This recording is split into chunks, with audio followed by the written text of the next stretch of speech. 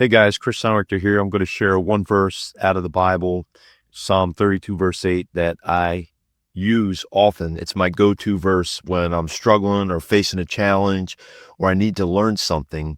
I go to this verse. And Psalm 32, verse 8 says this: I will instruct you and teach you in the way you should go. I will guide you with my eye. Other versions say, I will guide you with my loving eye upon you. But don't miss the power in this verse. I will instruct you and teach you in the way you should go. And I've often used this verse to learn things, to learn how to cook, to learn how to be a better husband, a better dad, even to learn how to play golf better. Yes, more on that later or maybe another video. But if you look at God as a father, then you'll understand the principle in this verse. God's saying that he will teach us. And I never knew this about the Lord. I'm in my past, I went to church.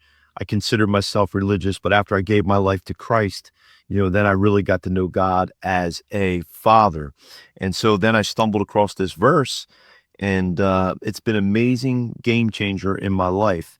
And so instead of like going to Google, and there's nothing wrong with that, or calling a friend or something like that, I'll go to God and ask God to teach me. And here's what I've learned. If you always ask God to teach you something, you'll be able to say later, and it could be a day later, it could be an hour later, or it could be 6 months later, or it could be a year later. But if you're persistent in asking God to teach you, whatever the topic is, how to get through a college course, how to deal with a difficult boss, whatever it is, but you're asking God to teach you based on Psalm 32, verse 8, you're going to be able to say later, God taught me. Well, how did you learn how to cook so good? God taught me. Instead of you taking the glory, you're giving God the glory, and God actually taught you whatever it is. How did you balance your checkbook? Or how did you get out of debt? Or, how did you improve your marriage when you were on the brink of divorce? Whatever it may be, God taught me. So if you always ask God to teach you something, you'll be able to say later, God taught me. So memorize Psalm 32, verse 8.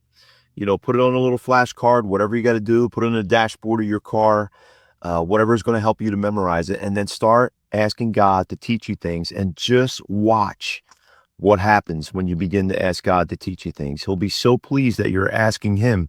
It's actually like you're honoring him instead of all these other entities that you could go to. You're going to God first. You're saying, Lord, teach me. He is going to respond, and he's going to actually teach you. You're going to grow in your relationship with God.